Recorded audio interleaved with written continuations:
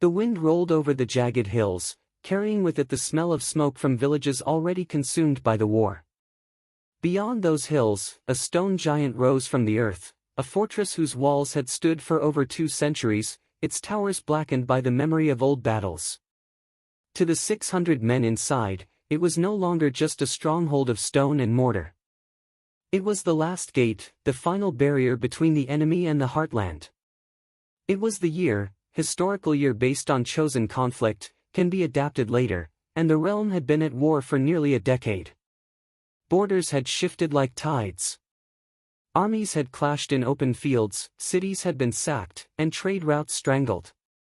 But the enemy's latest advance had been relentless, pushing deep into the realm's frontiers. One by one, the outer defenses had fallen, villages burned, castles abandoned or captured. Now, only this fortress stood in their path. Why this fortress mattered geographically: it was positioned like a dagger's point, wedged between 2 mountain ridges, guarding the only navigable pass into the fertile plains beyond. Whoever held it could control movement in and out of the heartland. For the defenders, it was a lifeline. For the enemy, it was the key to victory. The fortress itself was a marvel of medieval engineering: double curtain walls, a deep moat fed by a mountain spring, and a central keep that loomed over the surrounding landscape. Its towers were topped with iron-capped spires that gleamed in sunlight but looked like blackened claws against the stormy sky. Each stone had been laid not just for defense but for intimidation, its presence alone a warning: do not come closer. The defenders inside the fortress were 600 souls, not all professional soldiers. Many were farmers, blacksmiths, and traders who had taken up arms out of necessity. A small core of battle-hardened veterans anchored their defense, men who had fought in the earlier years of the war, carrying scars both visible and hidden. At their head was Commander Alaric, a man in his late 40s, lean, sharp-eyed, and known for his ability to keep discipline even when facing overwhelming odds. He was not loved for his warmth, but for his steadiness. In a siege, that was worth more than gold. There were others who stood out, even before the first arrow flew: Tomas the bowyer, who had lost his family in the first months of the war and now crafted arrows with deadly precision, swearing each shaft would find its mark. Edrin, a boy no older than 17, who had lied about his age to join the defense, clutching a spear as though it could anchor him in the chaos to come. Serenia, one of the fortress healers, whose skill with herbs had saved more soldiers than any sword. The enemy across the pass, the enemy gathered, a force that dwarfed the garrison in size and resources. Scouts reported thousands, infantry, cavalry, and siege engineers accompanied by war machines that groaned under their own weight. Their banners, deep crimson with the mark of a black sun, were already visible on the horizon. This was not a raiding party. It was a war host with the singular purpose of breaking the fortress, no matter the cost. The enemy commander was rumored to be ruthless, a tactician who valued speed and fear over prolonged negotiations. In villages they had captured, they left no defenders alive, ensuring that every survivor who fled would spread stories of their brutality. The fortress defenders knew this well: there would be no mercy if the walls fell. The calm before the storm on the eve of the siege, the fortress was a hive of quiet, tense activity. The sound of hammers echoed in the courtyards as blacksmiths reforged broken weapons. Buckets of water and sand were placed along the battlements in preparation for fire attacks. Archers practiced in the cold morning air, their breaths fogging with each exhale. The fortress's gates, reinforced with layers of oak and iron, were checked and checked again. Inside the chapel, men knelt in prayer, not for victory, but for courage. The air was thick with the smell of burning tallow candles, the flickering light casting long shadows across the worn stone floor. Some prayed for their families beyond the walls, others prayed for a quick death should the fortress fall. Commander Alaric moved through the ranks without ceremony, speaking to small groups rather than addressing them all at once. His orders were simple: hold the walls. No matter what. The drums of war at midday, the first sound of the siege came, not arrows or battering rams, but drums. Deep, resonant, and slow, like a heartbeat echoing through the mountains. The enemy was making their approach, their formation stretching like a black tide across the pass. From the walls, the defenders could see the glint of armor, the silhouettes of siege towers being wheeled forward, and the dark shapes of catapults against the gray sky. The sight stole the warmth from the air. Even the veterans swallowed hard. The younger recruits gripped their weapons tighter, their knuckles pale. The first arrow as the enemy drew closer, the commander gave a single nod to the archers along the north wall. The order was silent but understood. Bows creaked, strings tightened, and with a sharp whistle, the first arrow arced through the air, vanishing into the ranks below. It was both a declaration and a promise: we will not yield easily. The enemy did not break stride. Instead, they responded in kind. A volley of arrows darkened the sky, raining down on the battlements. The siege had begun. The camera would linger here, on the defenders ducking behind mullions, on the commander's steady gaze, on the enemy lines closing in, before cutting to the next section, where the first true clash would explode against the fortress walls. The enemy's first assault came not with a deafening crash but with an eerie, deliberate patience. As the sun dipped behind the mountains, the crimson banners shifted closer and the faint creak of timber reached the defenders' ears. Siege towers, massive wooden behemoths, rolled forward on thick, iron-bound wheels. Catapults and trebuchets were being assembled in plain sight, their frames rising like skeletal giants against the fading light. Commander Alaric knew what this meant: the enemy was not rushing. They intended to grind the fortress down piece by piece. Still, he also knew that the first attack often set the tone for the siege. If the defenders could repel it decisively, it might buy them precious time and morale. With the last rays of daylight flickering over the battlements, the enemy loosed their opening barrage. Dozens of flaming projectiles soared in slow arcs, their tails of smoke curling in the wind. They struck the outer walls and courtyards, splintering on impact, scattering burning debris. Buckets of water were hurled from the parapets, defenders stamped out fires with booted feet. The fortress's stone walls held firm, but the message was clear: no place within these walls was entirely safe. Alaric barked orders to the archers. Aim for the engineers. Every man and woman along the walls shifted their aim toward the siege crews.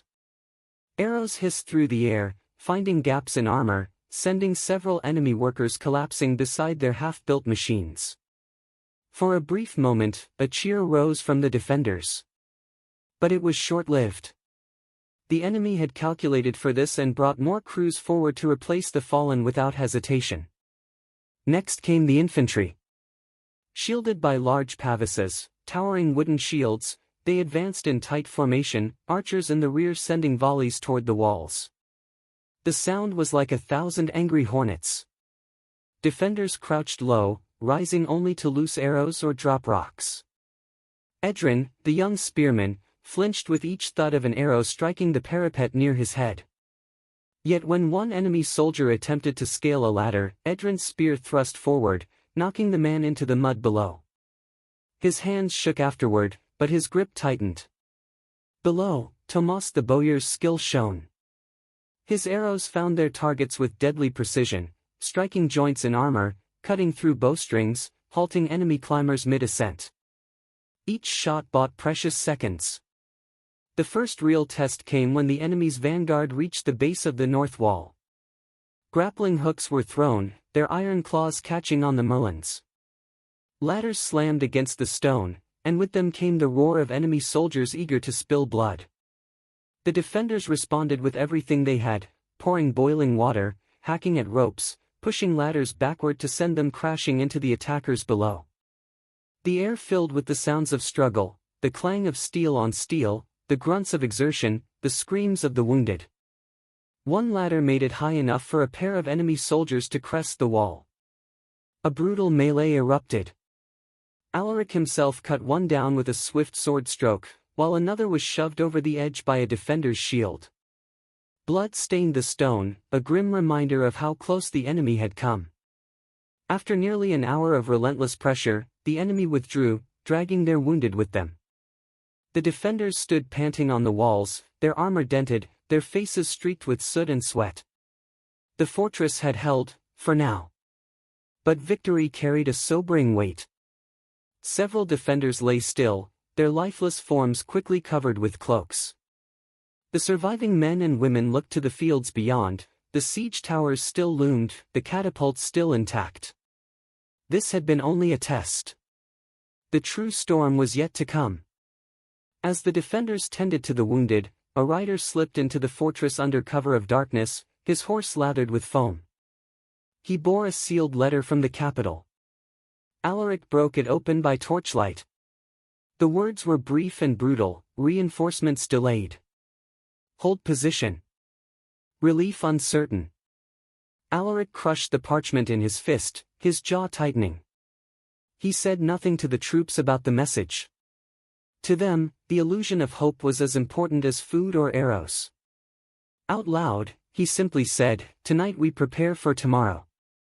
As the moon rose over the fortress, the defenders rebuilt barricades, replenished arrows, and prayed in silence. In the distance, the drums began again, slower now, deeper. The enemy was preparing something far worse for the days ahead. The first snows fell earlier than anyone expected.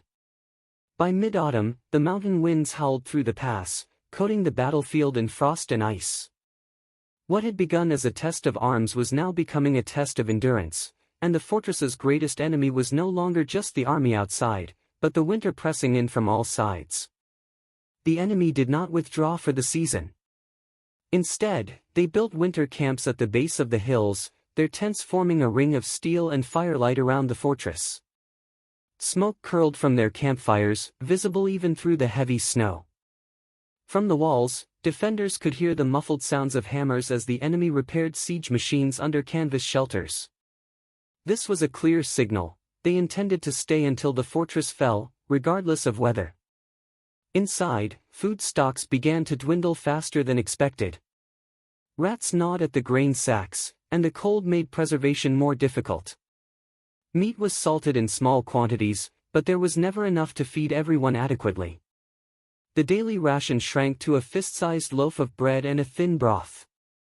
Hunger hollowed the cheeks of soldiers and civilians alike. The cold brought sickness. Frostbite claimed fingers and toes. Fevers burned through the barracks, leaving men too weak to stand.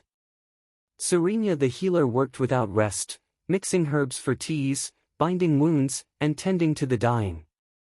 Yet even her skill could not halt the spread entirely. The chapel became a second infirmary, its pews lined with pale faces. Still, there were moments of grim defiance. Soldiers shared their rations with the sick or traded shifts on the walls so others could warm themselves by the meager fires. The bonds between the defenders deepened, forged by shared suffering. The enemy, sensing the defenders' weakening state, increased their night raids. Small bands of their elite warriors would slip through the snow under cover of darkness, scaling sections of wall where the watch was thinnest. These attacks rarely sought to capture the fortress outright, they were meant to bleed it slowly, to kill sentries, to destroy supplies, to wear away morale. One such night raid nearly turned into disaster. During a blizzard, the enemy set fire to one of the northern towers using oil-soaked cloths launched from close range. Flames threatened to spread to the main wall, but Tomas the bowyer rallied a small team to douse it, throwing water, snow, and even wet cloaks until the blaze was smothered. His hands were blistered raw by the time the last embers died, but the wall still stood.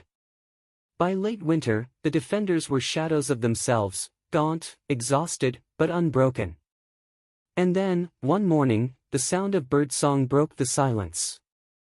Snow began to melt, dripping from the battlements. The sun returned, weak but persistent, hinting that the worst of the cold was over. But with the thaw came a new dread: the enemy would strike again soon, harder than before. The winter had been a siege of endurance, spring would bring a siege of fire. Spring came not with blossoms, but with the thunder of war drums. The snowmelt had turned the ground into thick, sucking mud, but it also freed the enemy's war engines from their winter shrouds.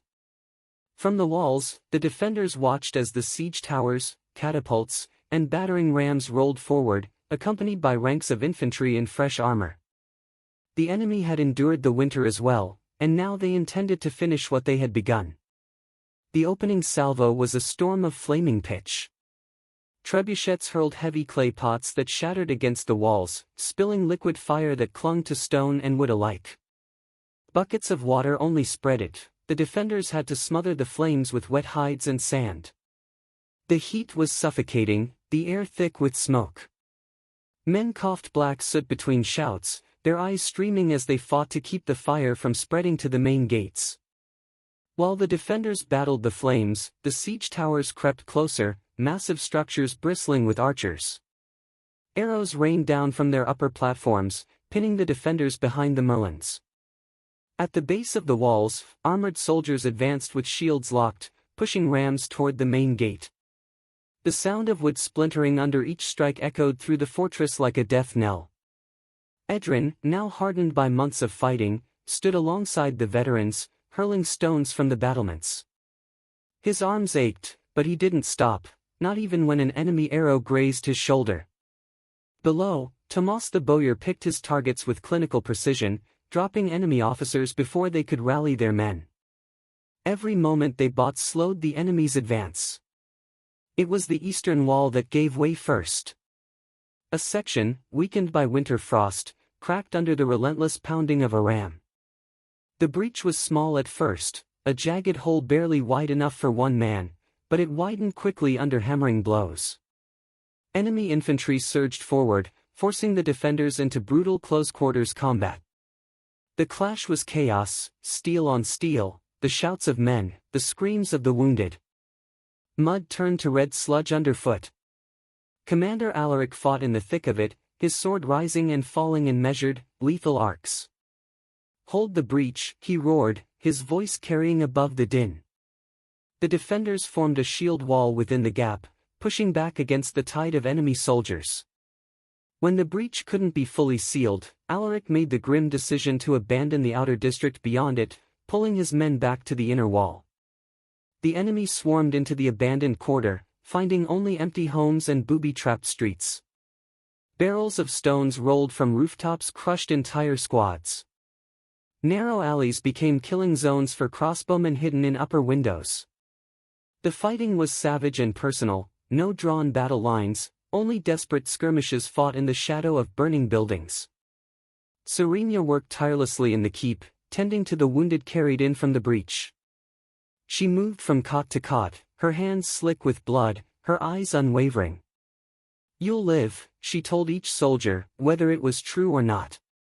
As the day dragged into night, Alaric faced his most critical decision yet: commit the last reserves to retake the outer wall, or conserve strength for the enemy's next assault. He chose the latter. With every man and weapon needed for the keep's defense, he ordered the gates to the inner ward barred. The enemy, exhausted from the day's fighting, pulled back to regroup. The defenders stood battered but unbroken, their numbers diminished, their walls scorched. Fires smoldered in the outer district, casting a grim red glow over the fortress. The storm had broken, but it had not yet passed. The next attack could be the last. The fortress had stood for nearly a year. The seasons had turned, yet the siege never truly lifted. The enemy no longer attacked in full force every day, but their grip tightened in other ways, cutting off any attempt to forage, intercepting messenger birds, and sending small units to harass the walls at night. Inside, the defenders had become lean, almost skeletal. Faces once full of resolve were now hollow, their eyes darkened by exhaustion. Armor hung loosely on shrunken frames. Yet their discipline held, every man and woman knew that surrender meant slaughter. By midsummer, the garrison's supplies were critically low. The last barrels of grain were rationed so severely that a single meal could fit into the palm of a hand. Dried beans and stale bread became luxuries. Some men chewed on strips of leather to keep the gnawing in their stomachs at bay. The stables were empty, not because the horses had been released, but because they had been eaten weeks earlier. The enemy, too, was feeling the strain. Their camps bore signs of fatigue, fewer patrols, slower construction of siege works, the same soldiers manning the lines day after day. But unlike the defenders, they could rotate troops out and resupply from farther afield. Time still favored them. Even in this grinding stalemate, moments of bravery kept the fortress alive. Small teams would slip out under moonless skies to raid enemy supply lines, returning with stolen sacks of grain or captured weapons. One such mission, led by Tomas the bowyer, brought back a wagon of dried meat, enough to feed the garrison for 2 precious weeks. Serena's role grew ever more critical. She had begun teaching others her craft, so that even if she fell, the wounded would not be left untended. Her calm presence was a balm to those on the edge of despair. Sensing that the defenders were clinging on by sheer willpower, the enemy commander prepared one final gamble, a massive siege engine larger than any yet deployed. Scouts reported its construction, a reinforced ram with an iron head shaped like a snarling beast, capable of breaking the keep's main gate if it reached it. Alaric knew they couldn't withstand such an assault. "We must strike first," he told his captains.